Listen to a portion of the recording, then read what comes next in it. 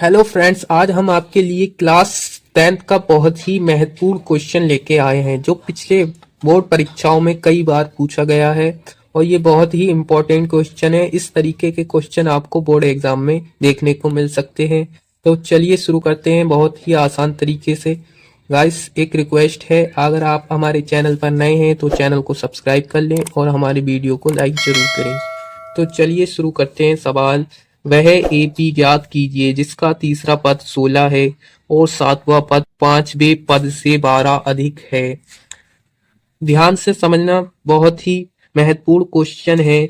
जो हमारा तीसरा पद है यानी कि जो A3 है वो हमें दे रखा है 16। A3 16 दे रखा है, यानी कि अगर हम इसको निकालेंगे तो हमारा जो फॉर्मूला होता है A+N-1 इंटू डी कितना होता है, ये बराबर है 16 के। n की जगह हम 3 लिखेंगे। n तो ये 3 में से एक जाएगा तो हमारा बचेगा 2, यानी कि 16।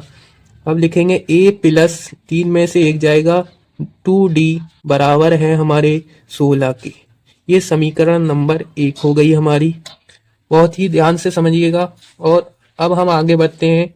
सातवां पद पांचवें पद से 12 अधिक है, तो हम इधर लिखेंगे A7।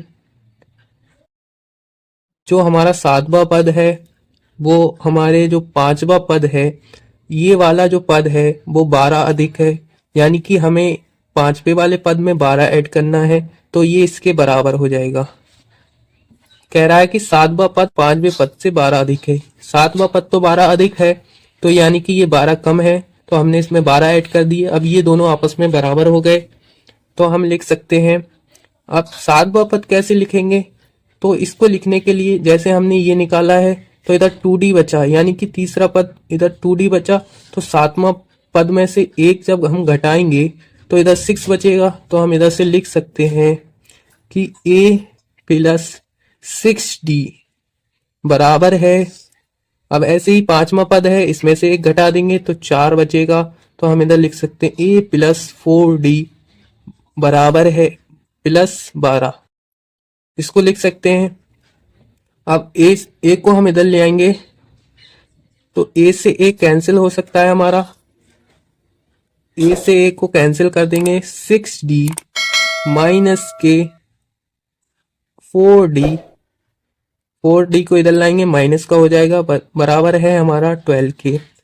तो हमारा इधर से बचा है जो 2d is equals to 12।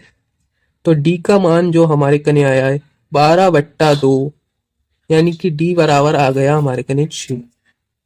d का मान निकाल लिया हमने। हमसे कह रहा है कि अब हम d का मान क्या करेंगे, समीकरण 1 में लगा देंगे। तो हम लिखेंगे d का मान समीकरण 1 में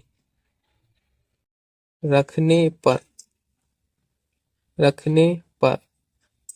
तो d का मान हम समीकरण नंबर 1 में रखेंगे, तो हमारे पास हो जाएगा A+2 इंटू डी का मान रखेंगे तो इधर 6 आ जाएगा, 6 लिखेंगे, बराबर में हमारे 16 है।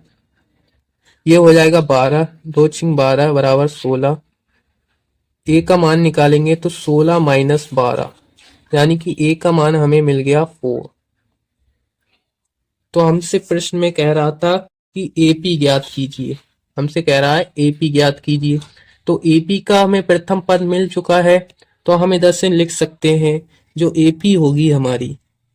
एपी क्या होती है, अब ए की एपी का जो प्रथम पद है यानी कि ए हमें कितना मिल चुका है 4, और जो इसके सार्वंतर है यानी कि जो इनके पदों में जो अंतर होगा वो 6 का अंतर है, यानी कि हम 4 में 6 जोड़ेंगे तो हमें दूसरा पद मिल जाएगा, तो मिलेगा 10। ऐसे इसी तरीके से हम 6 को ऐड करते रहेंगे तो हमें मिलेगा 16। 6 को इसमें ऐड करेंगे y। इसी तरीके से डॉट डॉट करके ये हमारे एपी हमने निकाल ली है। यही हमारा आंसर हो जाएगा। हमसे एपी पूछ रहा था, हमने एपी निकाल दी। 4 पहला पद हो गया, इसमें 6 को ऐड करते जाएंगे तो हमारी एपी बन जाएगी।